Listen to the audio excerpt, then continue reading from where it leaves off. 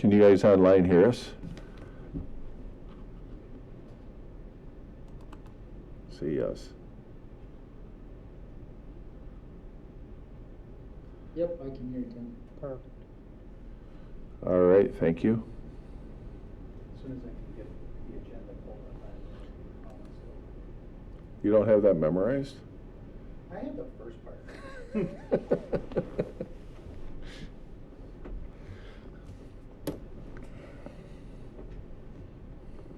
go.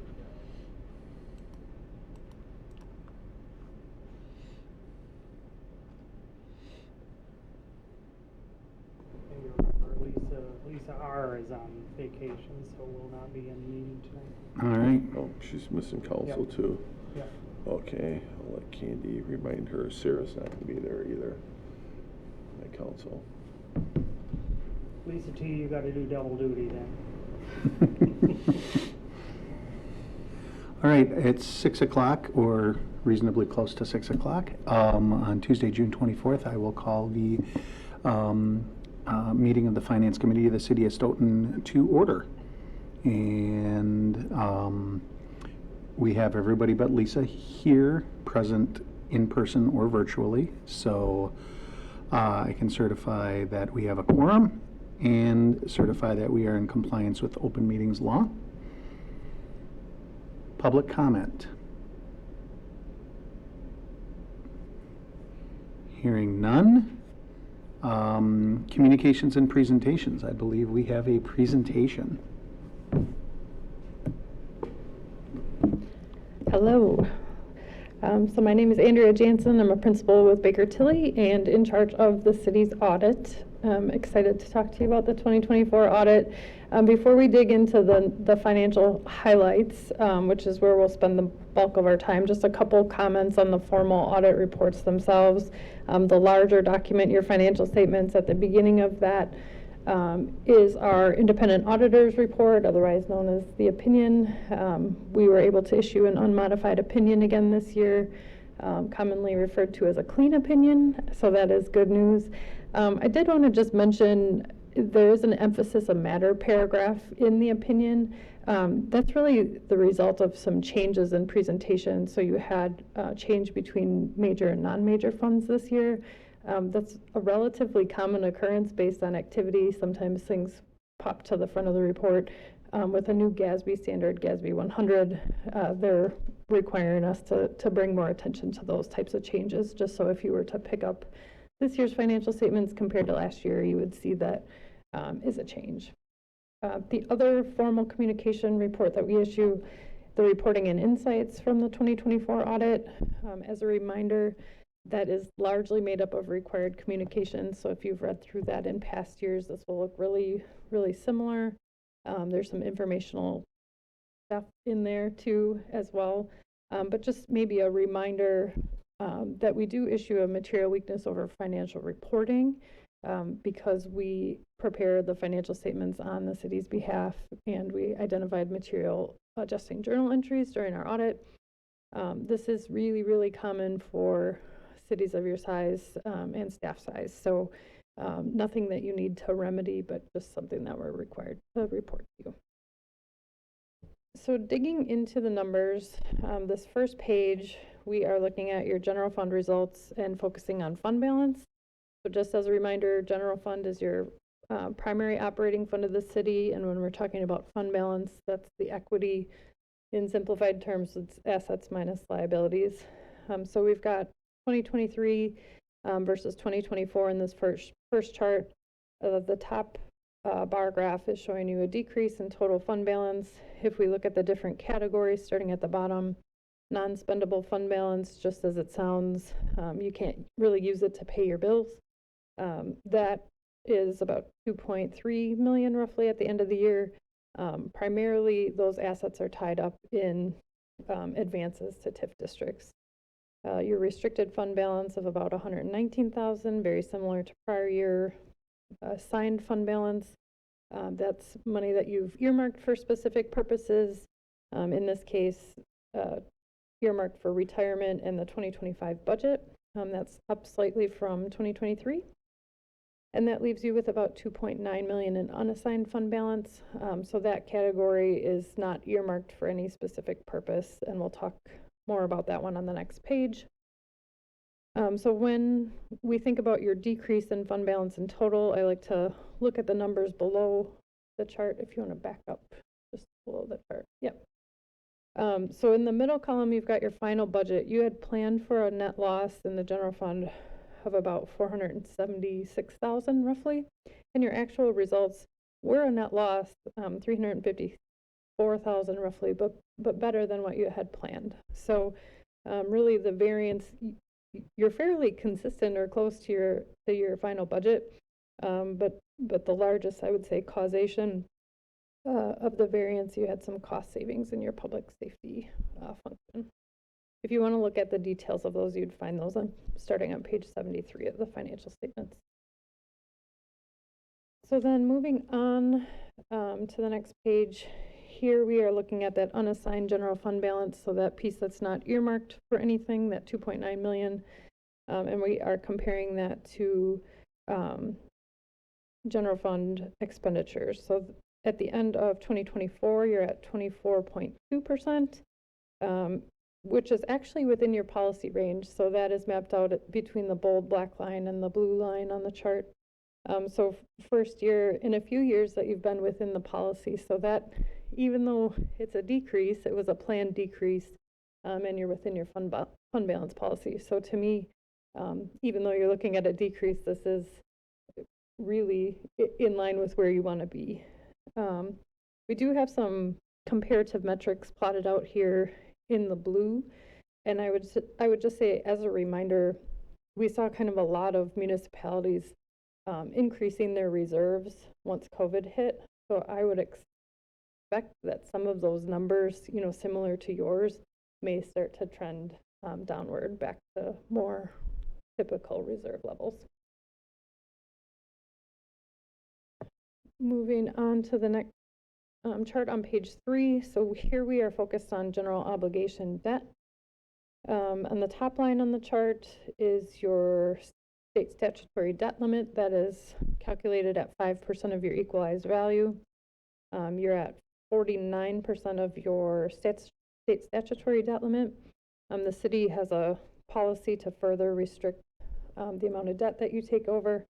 You are at 2.4% of your equalized value, so that would be within your policy range at the end of the year. And below the chart, we've got a breakout of your general obligation debt between city and utility funds, very largely proportioned over to the city funds. But just a reminder that there's also $7 million in utility revenue debt that's not factored into the chart above because it'll be repaid with utility revenues. If you're into data, we did provide the link again to the Wisconsin Policy Forum. Lots of data out there for other municipalities in Wisconsin. And lastly, on page 4, here we are still thinking about debt, but we're thinking about what are you spending on debt compared to non-capital expenditures in the governmental funds. So when I look at your ratio plotted out there in red, this is a fairly stable ratio over the last several years. So to me, that's good news. You're up slightly from last year. And in terms of dollar spend, you're at about 5.9 million versus about 5 million last year. So slightly up and slightly above the peer metrics that we've got mapped out here in black. But I think considering the numbers that we saw on the previous page, being within your policy and the overall stability, I don't have any significant concerns here. And I'm happy to answer any questions, but before I do, just want to say thank you to Lisa and the city's finance team. Despite some of the transition kind of mid-audit this year, I think things went relatively smoothly and we were able to issue around the same time. So that's due to a lot of hard work, so thank you. Happy to answer any questions from the group.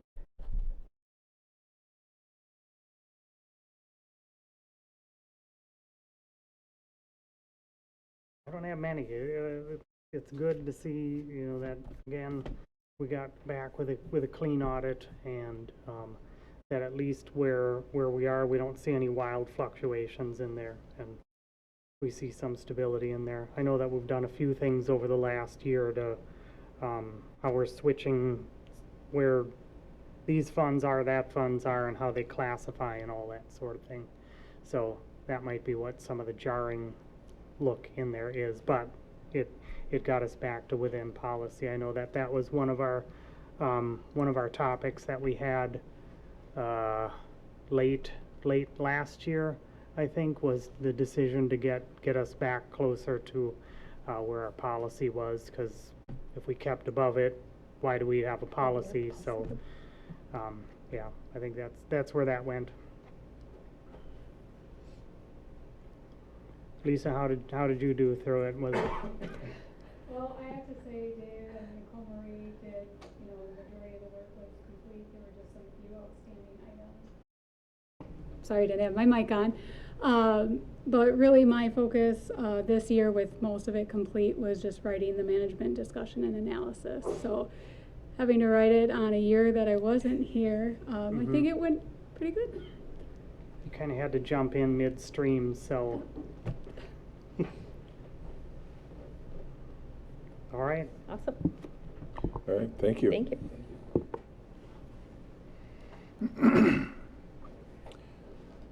All right. So next we would go to, let's see, the approval of the minutes from 6:10. All right, we have a motion from Ozzy. Second. Second from Brett. Any edits, comments, questions on it? All right, hearing none, all in favor, please say aye. Aye. And any opposed? Okay, minutes are approved. Now we go on to the treasurer report. Lisa. There's not many changes from the last time. Still a comment on the TID negative cash, and the room tax True by Hilton still hasn't paid. Liquor license renewal is obviously happening. That takes their new license July 1st. So in order to get their liquor license, they would have to true up on their room tax. Otherwise, if there's any questions. Truing up, was that a pun intended? I really hope. There you go.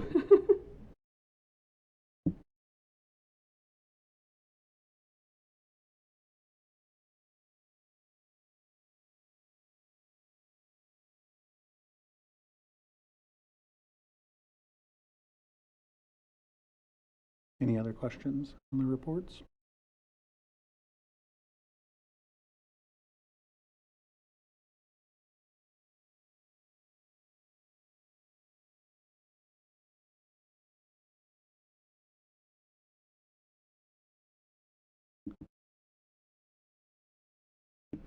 Okay, if not, we'll move on to the first resolution that we have. Excuse me, sorry. This is to amend the 2025 CIP budget for asphalt overlay program with a bunch of roads that I'll read later when I have to. And it looks like the fiscal impact is a reduction of $38,201. Overall, it's a reduction,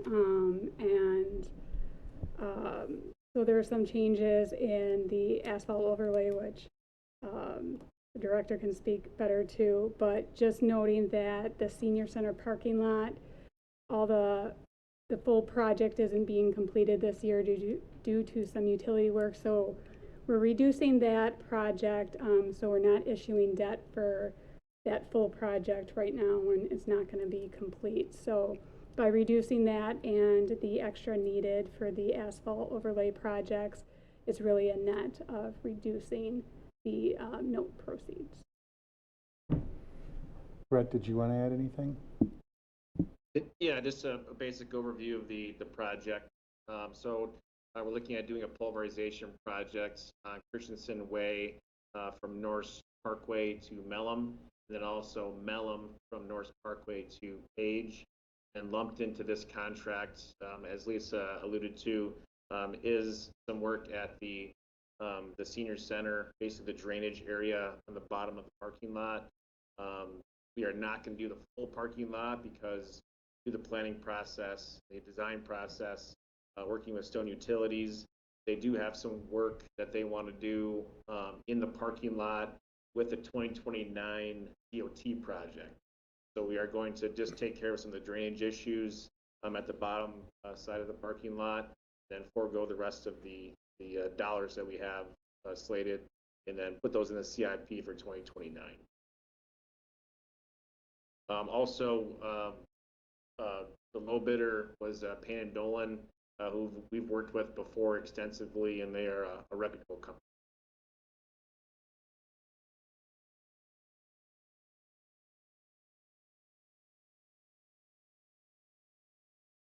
All right.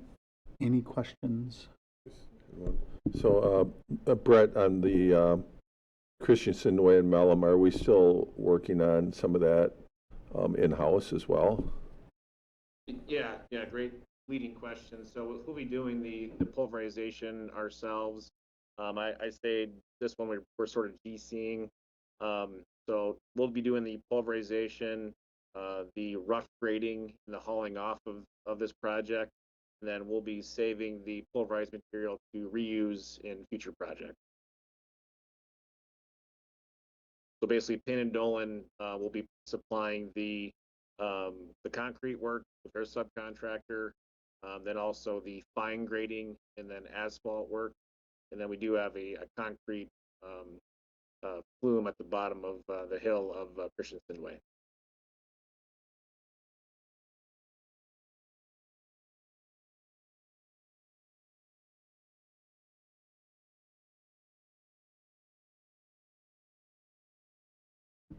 I'm having technical difficulties over here. My small thing keeps blacking out on me, so I'm pulling up the agenda on my regular computer. What's that? You start reaching for your phone. So bear with me for just a second. I'd say good job in general. It's not too often that we get construction projects that reduce budget. Okay. I will say the senior center, we cut a large majority of that project, but we did get favorable bids for the overall Christensen Way Mellon project. I will say by us doing a lot of the work in-house, obviously saves some money and allows us to do these types of projects. Do you think that with, let's see, with some oil prices having gone up, that asphalt prices will follow that? Yeah, so we definitely track asphalt prices, and even when gas prices were like $4 a gallon a couple of years ago, it seems like they didn't jump as high as we anticipated. So this little blip, I don't anticipate it jumping too much. Obviously, we tried to lump projects together, like adding the senior center in with the Christensen Way and Mellon project, trying to add economy of scale. The more tonnage that we have for projects, the better pricing we get. Right, easier as long as they've got all the stuff here that they may as well just bring in a little more of it. Exactly, yep. All right, any other questions?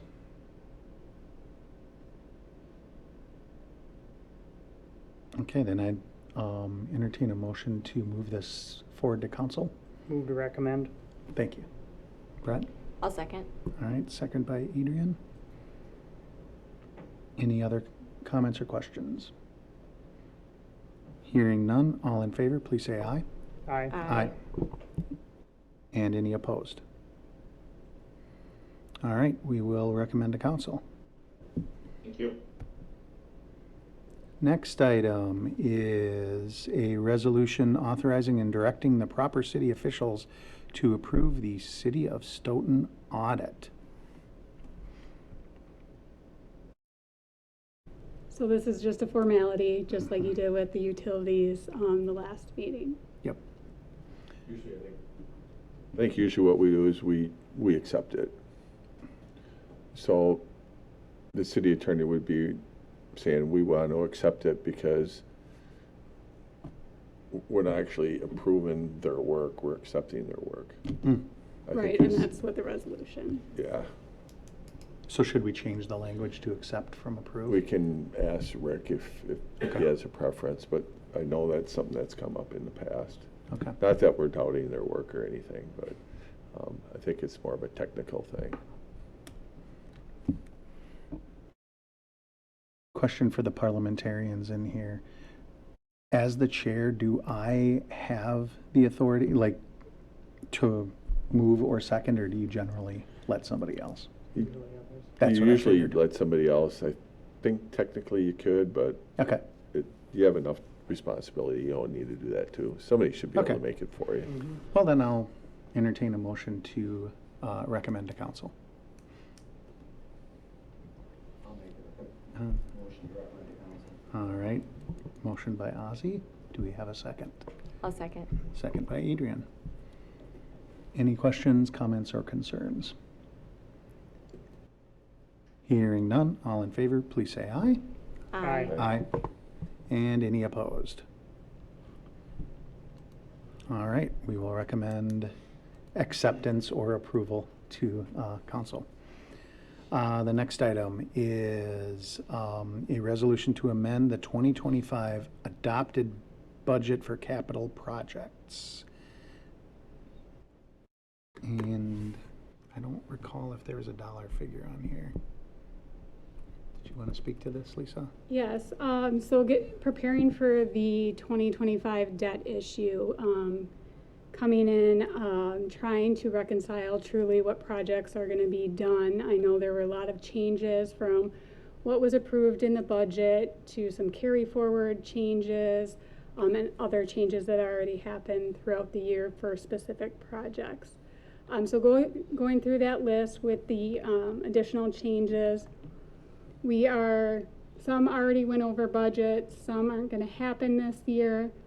The most notable change is reducing for the remediation for the DPW site, riverfront area. The work is likely not gonna happen at all this year, so the full amount was about 2.4 million, and I don't feel we should issue debt for 2.4 million, sit on those funds, paying interest on those funds, and not having the expenses within this year. So we removed that from the debt issue, and then just some other minor changes for projects that aren't happening or went over budget or came in under budget.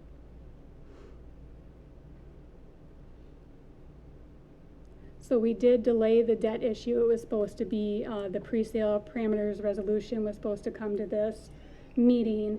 With all these changes and also discovering some extra revenue in the debt service fund and that dealt with premium and other things, trying to reconcile all of that and use what is supposed to be used towards debt payments, and we're going to have that at the next meeting.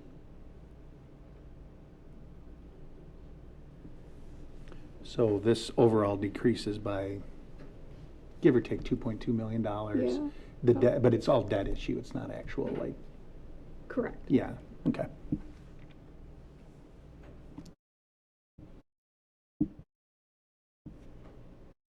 Any questions? No, I think the Lisa? idea is we just don't want to pay interest on it if we're not going to be needing it this year, especially since the rates have gone up.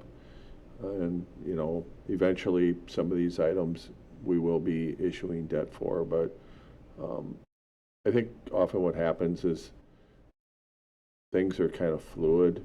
When we get pricing, we bid it out, things may or may not be available. Maybe we bite off a little bit more than we can chew sometimes as far as we're overly ambitious on what projects we're going to get to.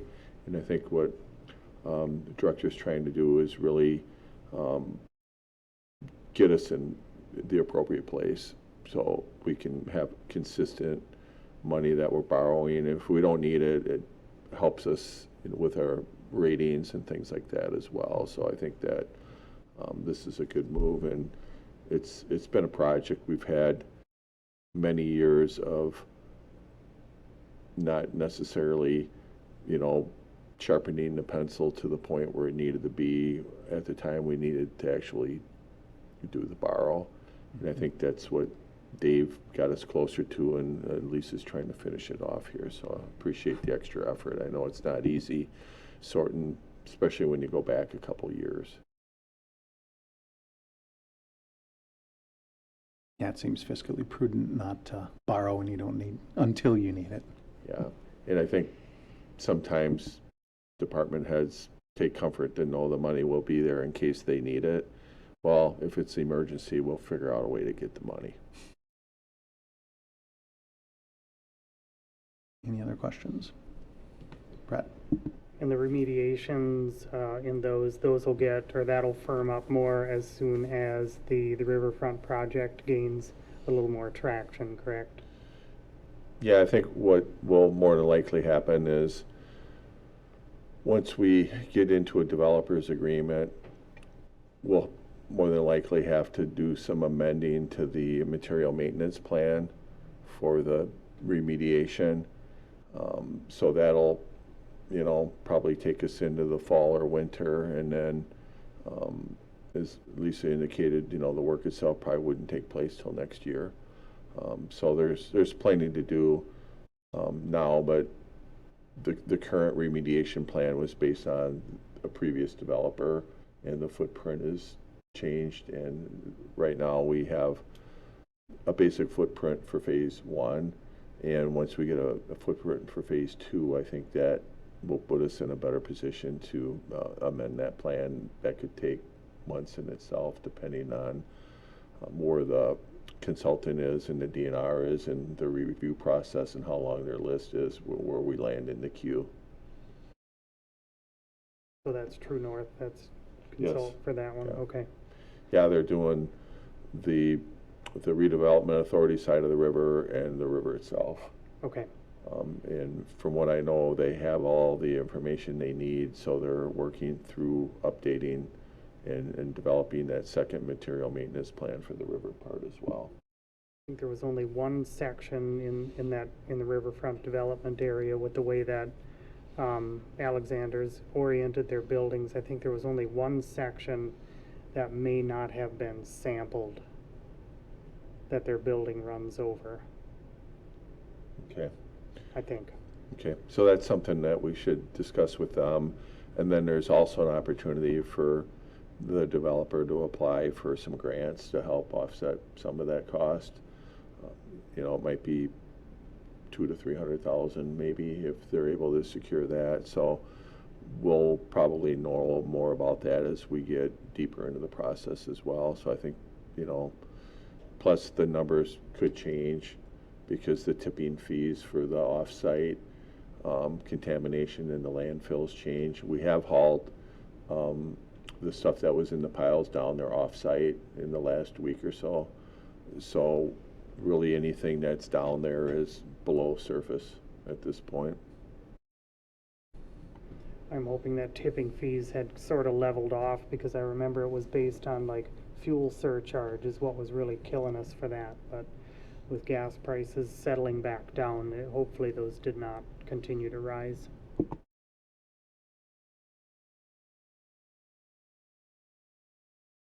I'm done taking us off topic. Any other questions?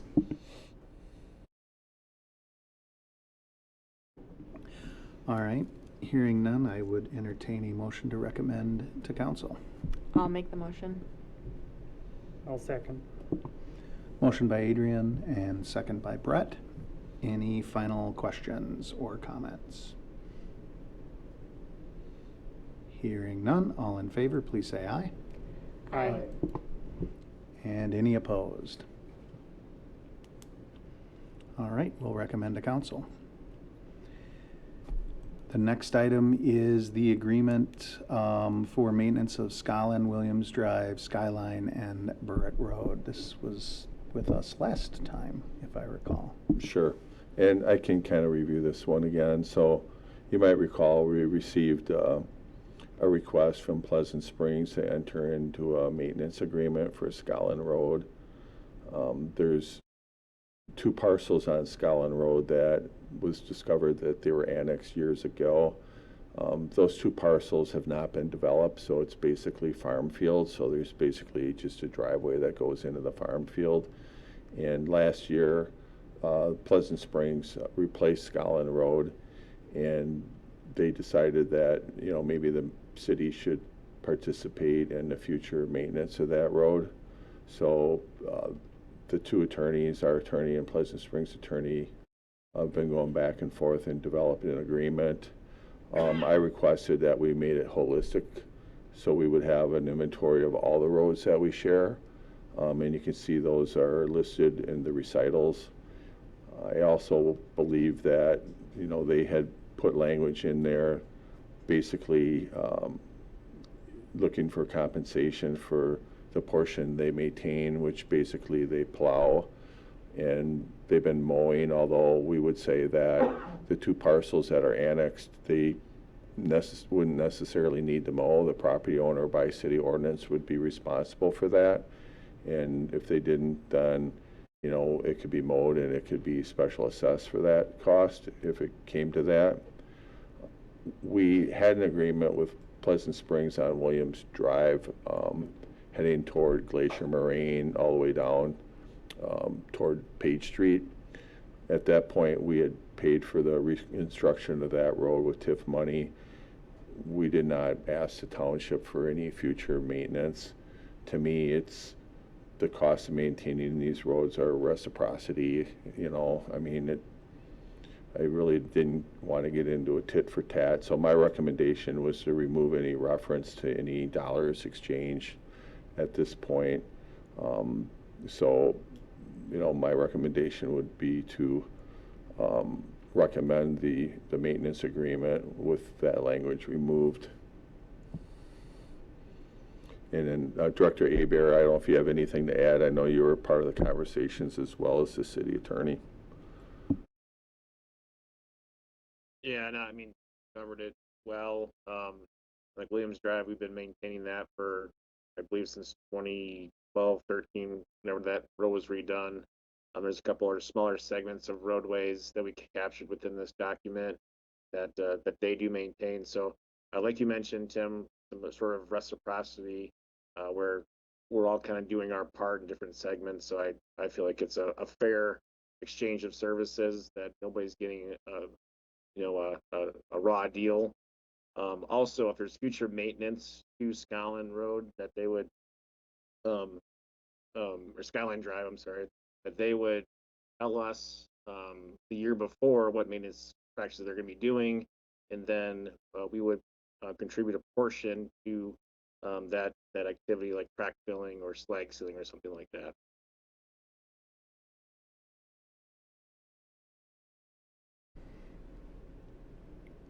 So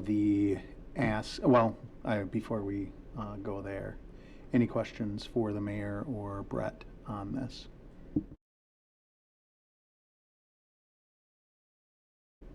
Yeah, I noticed that the dollar figures that were in there previously that had been, I can't remember if it was red line or whatever, are out. It seems like a clean agreement. Yeah, the city attorney typically doesn't want to put something in front of you for approval that he doesn't agree with. So that's why the language is removed. We do have a separate agreement with the town of Rutland for Oak Opening that we did a couple years ago, and we use TIF money to redo a couple roads out there so we could connect the developments. And the reason we did that is we wanted to run a water line adjacent to the road in township land. So, you know, the cooperation between the townships and the city is really important as we grow.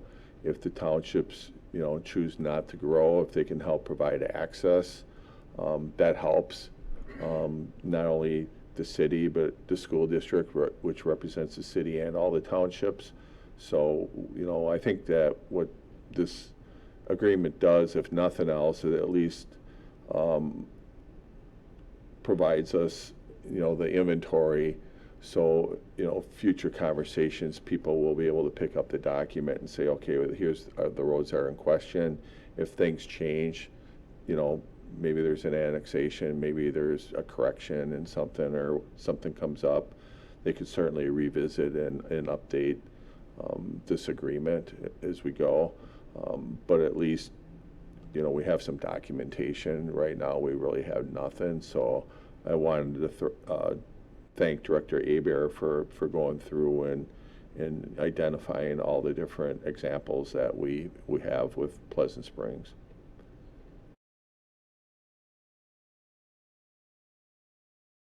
And I'd say thank you to Director Hebert, yourself, Mayor, Rick, everybody who's worked on this as well. Yeah, I don't know how it'll be received for the township, but I figure, you know, it's been on their agenda for better part of half a year or more until we get it resolved. So I think that, you know, one way or another, we'd like to get some conclusion. So if we can get it passed, then it's up to them what they want to do with it. If they don't want to accept it, that's fine. We just won't have an agreement. That's the way I look at it. But I think that this agreement is better than nothing. And then if there's something that changes in the future, say additional portions of Scotland Road were annexed, for example, then I think we would probably, you know, reopen those discussions.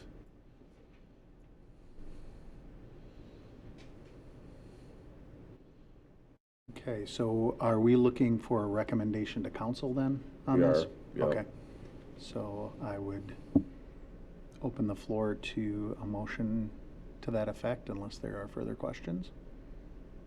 Motion to recommend to council. We have a motion from Brett, Second. second by Adrian. Any final discussion? Hearing none, all in favor, please say aye. Aye. Aye. And any opposed? All right, we'll recommend that to council. So that concludes the new business. We have future agenda items listed on here. Next meeting, the TID compiled financial statements and CIP debt issue presale report. I vaguely remember that from last year. And then we have several items on the date to be determined list, the Affordable Housing Funds Use Resolution, some TID action, extension, termination, and amendment. Got almost everything in on that one.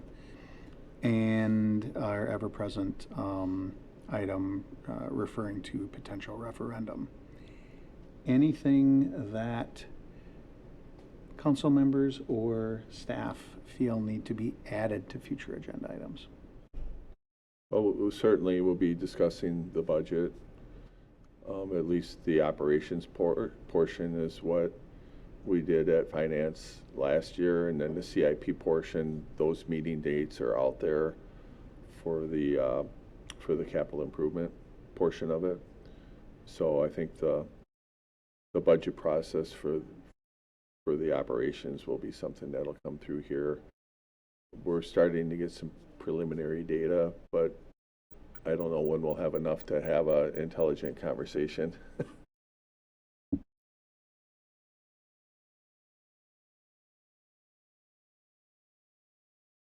Okay, if there's nothing else, entertain a motion to adjourn. Motion to adjourn. Second. Motion by Brett, second by Adrian. All in favor, please say aye. Aye. Aye. And any opposed? All right, we're adjourned. Thank you.